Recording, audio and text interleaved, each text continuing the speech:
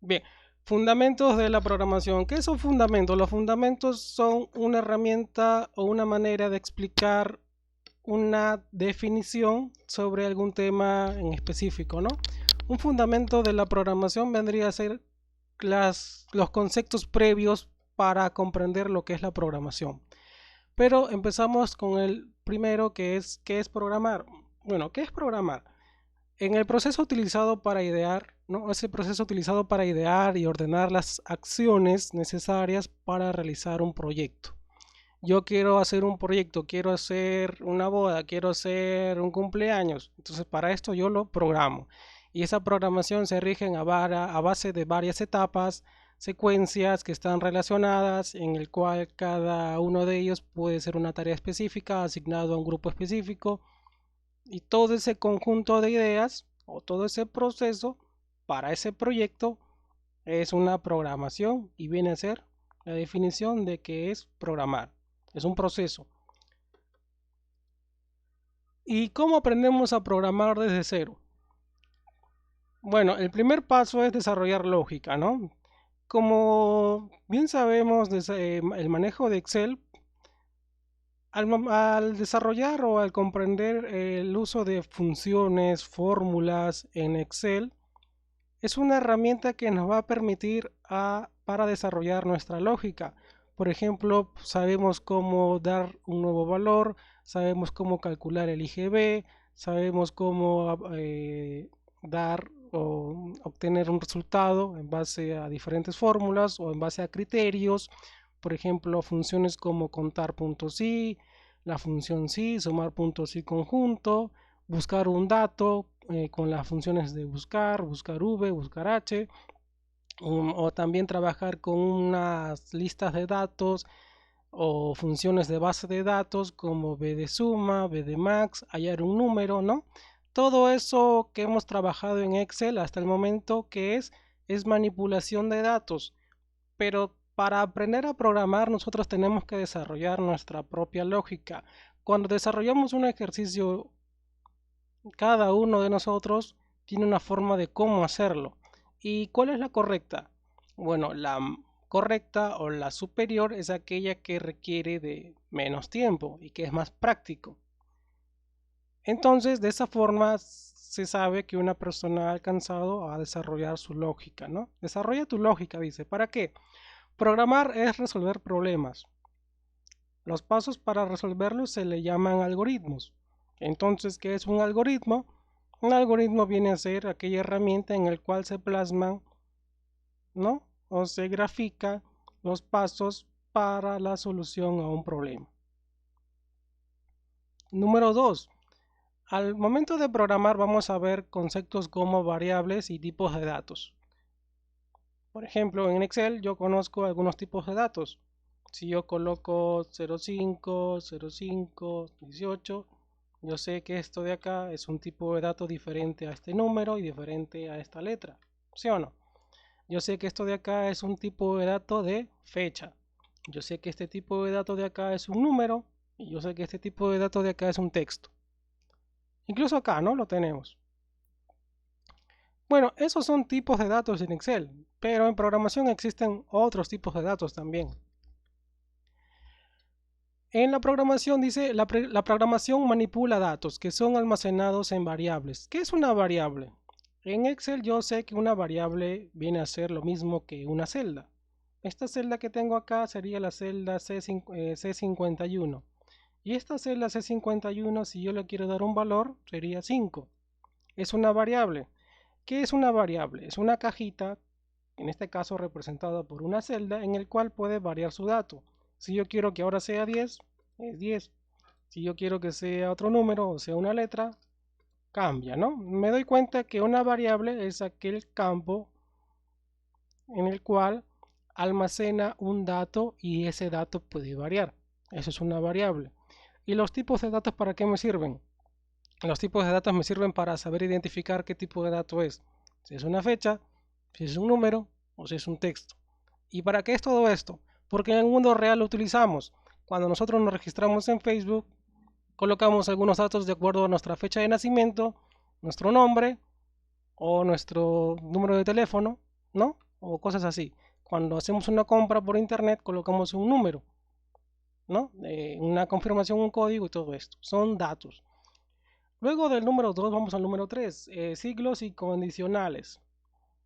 Un ciclo es una estructura de repetición, ¿no? En el cual se va a ejecutar siempre en cuando se cumpla algo. Digamos que yo quiero, no sé, sazonar una comida, ¿no? Y yo voy a repetir ese siglo o voy a condimentar hasta que esté a gusto. Entonces definimos de nuevo qué es un siglo. Un siglo es una estructura repetitiva, se repite, ¿no? Que es constante, iterativo, en el cual se va a ejecutar hasta que se cumpla una condición. Yo voy a sazonar hasta que esté a gusto, ¿no? ¿Se entiende, no? Ahora acá hay siglos y condicionales. Claro que hay una condición. Hasta que a mí me guste tal sazón, bueno, hasta ese momento yo voy a condimentar. Es un ejemplo, ¿no? Un ejemplo así cotidiano, pero acá en el mundo de la programación también hay eso. Pero se cumple la misma definición. En el número 4 tenemos estructuras de datos. Los datos no siempre vienen solos, sino que se agrupan en estructuras que puedes recorrer y organizar. Nosotros ya conocemos una estructura de datos, el cual son los arrays. Bidimensional, unidimensional y una matriz, ¿no? Lo que son las matrices. Un array es una estructura de datos, ¿verdad? Y acá nos dice que una estructura de datos, los datos no siempre vienen solos, sino que se agrupan en estructuras que pueden recorrer y organizarse. Número 5. Funciones. La función sí es una función, pues, ¿no? Ya su mismo nombre lo indica.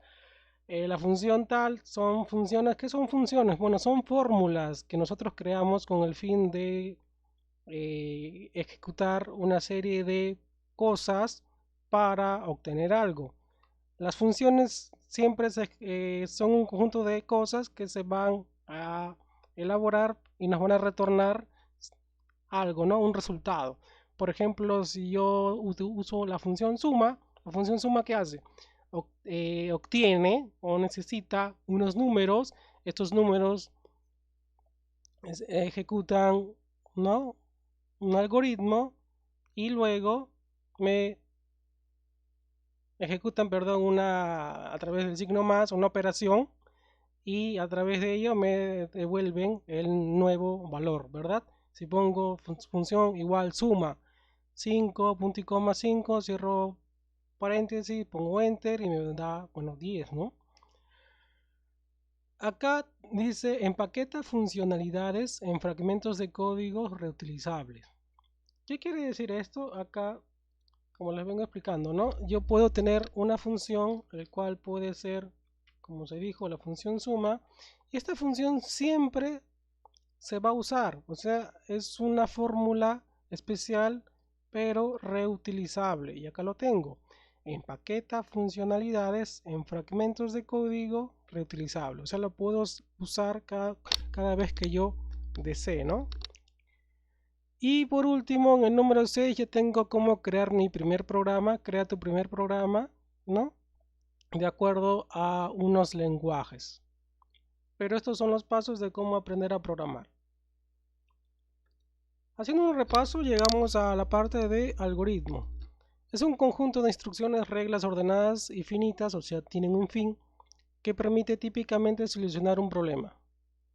Está el lema de divide y vencerás. Cada vez que queremos hacer o solucionar un problema, lo mejor sería dividirlo, fragmentarlo y de esta forma atacar cada parte y de esa forma solucionar ese problema grande, ¿no? Divide y vencerás.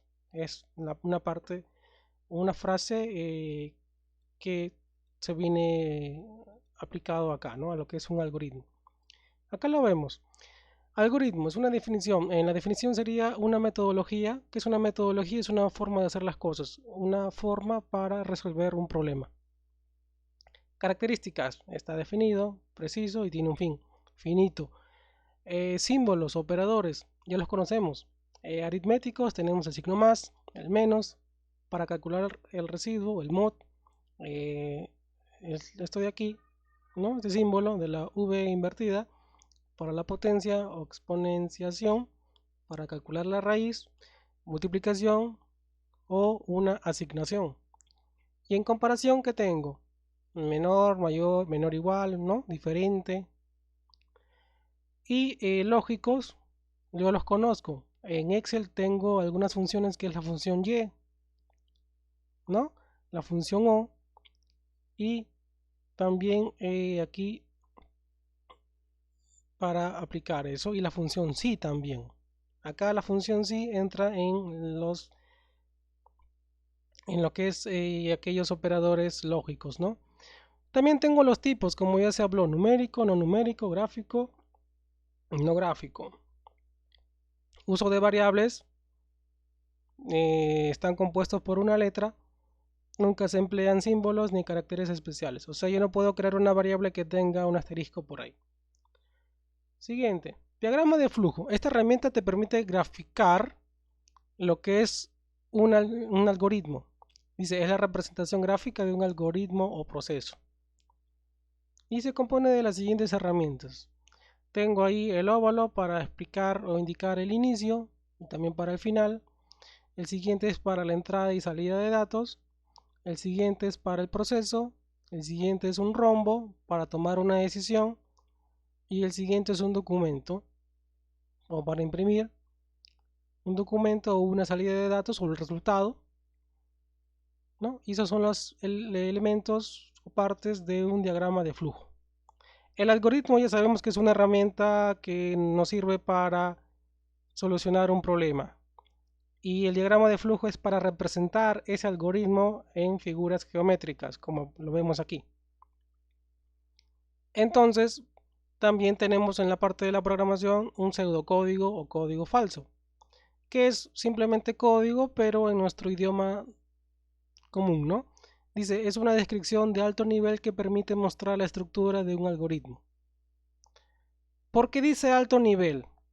¿Por qué no dice simplemente nivel? ¿A qué se refiere con alto nivel? Cuando dos personas se comunican, intercambian algunas ideas, ¿no? Mediante un canal de comunicación, lo sabemos. Si alguien quiere conversar con alguien, tiene que manejar el mismo lenguaje, sea español, inglés. Y para que las dos personas se puedan entender, tienen que manejar el mismo código, el mismo lenguaje, el mismo idioma, pero estas personas manejan un lenguaje en alto nivel. ¿Por qué manejan un lenguaje en alto nivel y no un lenguaje en bajo nivel? Porque un lenguaje en alto nivel es comprendido por humanos, pero un lenguaje en bajo nivel es comprendido por dispositivos tecnológicos, ¿no? O puede ser una computadora en el cual se expresa mediante un lenguaje, pero que no es humano. ¿Han visto aquellas películas donde aparecen un montón de ceros y unos, no? No sé si han visto ese tipo de películas, ¿no? Sistema binario. Sí lo han visto, ¿no? En internet. Bueno, han visto esto de acá. ¿De dónde sale el 1 y el 0? ¿Por qué solamente hay 1 y 0? ¿Por qué no hay 2? Bueno, todo esto es porque la computadora o los dispositivos digitales como los celulares, tablets, manejan este lenguaje, este sistema llamado sistema binario. Entonces las computadoras se comunican o entienden este lenguaje. Nosotros no. Nosotros no entendemos ese lenguaje porque es un lenguaje a nivel de máquina, o sea, es un lenguaje en bajo nivel. El lenguaje que nosotros usamos es un lenguaje en alto nivel. Entonces, de esa forma, acá explicamos qué quiere decir cuando dice es una descripción de alto nivel, o sea, comprendido por humanos, que permite mostrar la estructura de un algoritmo. Herramienta para el pseudocódigo. Hay una herramienta en internet o una aplicación llamado PSIN, que es un programa para utilizar para lo que es elaboración de algoritmos y pseudocódigo, ¿no? Para crear un programa. Lenguajes de programación. Bueno, y cuando hemos hablado sobre eso, sobre los lenguajes en alto nivel y bajo nivel, estamos hablando sobre lenguajes de programación. Bueno, estos lenguajes de programación se clasifican en lo siguiente: en alto nivel y en bajo nivel. Lo que vemos aquí son lenguajes en alto nivel. Obviamente estos lenguajes no los vamos a aprender porque esto de acá es inmenso. Solamente me estoy dedicando a explicar todo lo que hay, ¿no?, en este mundo. Por acá tenemos un montón de lenguajes de programación que son usados para la creación o el desarrollo de esas aplicaciones. Por ejemplo, la aplicación móvil, ¿no?, esa app que salió para el estado, para lo que es el coronavirus, se desarrolló también en un lenguaje de programación para los celulares. Y tú lo ejecutas y ahí sabes si tienes un factor de riesgo o no, ¿verdad? Y también sabes la cantidad de infectados. Pero son lenguajes de alto nivel que son usados por humanos para la creación o el desarrollo de estas aplicaciones, tanto como páginas web, tanto como aplicaciones móviles o programas, ¿no?, para computadora. Acá está lo que les decía. Bueno, dice: el lenguaje es la capacidad de comunicarse con las demás mediante signos orales, escritos, gestuales, mímicos, simbólicos y etcétera. Acá tenemos, ¿no?, como se dice hola en varios idiomas. Y acá tenemos la arquitectura de lo que es la comunicación, ¿no? Tenemos el emisor y el receptor. Entre ellos está el lenguaje, el canal de comunicación, y que indica la interacción entre dos partes. Ejemplos: bueno, acá en Facebook se utiliza PHP. Hay otros lenguajes de programación que también se utilizan, como JavaScript, aquellos que programaron o desarrollaron Facebook. Aquellas aplicaciones que en algún momento de tu vida usaste, por ejemplo, en el Smart TV o incluso en lo que es el microondas, ¿no? Utiliza también una aplicación que te permite programar ahí el tiempo de cocción y todo eso. También son usados en lenguajes de programación. Aquellas luces que vemos que son letreros a base de luces, ¿no?, que hacen ese juego y cambian el texto o giran de un lado a otro en los buses, indicándonos a qué lugar van. Y el lenguaje de bajo nivel, como ya no indiqué, son aquellos lenguajes que son entendidos por las máquinas, en el cual nosotros no entendemos. Pero hay estudios o personas que se dedican a estudiar o analizar esto de acá para aplicar una técnica llamada ingeniería inversa, ¿no?, que es básicamente para saber el código de aquellos programas que existen por ahí. También hay herramientas. Obviamente aquellos que van a trabajar de esto utilizan unas herramientas. En nuestro caso vamos a utilizar esto: Microsoft Visual Basic para aplicaciones, ¿no? Acá tenemos un editor de código. También son herramientas, lo que vemos ahí. Solo que eso de ahí, eso no vamos a tocar demasiado, ¿no? Pero son herramientas para hacer código, para crear una aplicación. Y esto es el entorno de cómo se mueven aquellos que son programadores, ¿no? Aquellos que son, por ejemplo, diseñadores gráficos, ustedes han visto en algún momento de que esas personas dominan muy bien lo que es el mouse y otra herramienta en sus manos y tienen una velocidad impresionante, ¿verdad?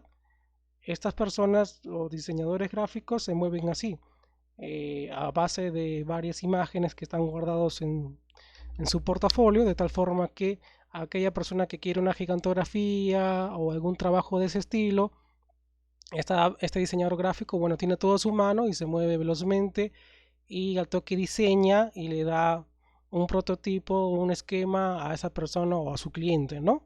Pero en el programador obviamente no edita imágenes. El programador lo que hace es puro código, pero a su vez también debe de tener herramientas que le faciliten, ¿no?, el desarrollo de estas mismas.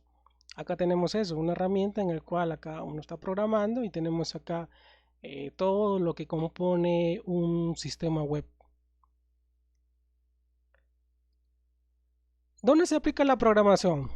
En el desarrollo de páginas web, aplicaciones móviles, aplicaciones para computadoras, videojuegos, inteligencia artificial, lo que expusieron ustedes, inteligencia de negocios, Machine Learning también, seguridad informática y también crear una propia startup, ¿no?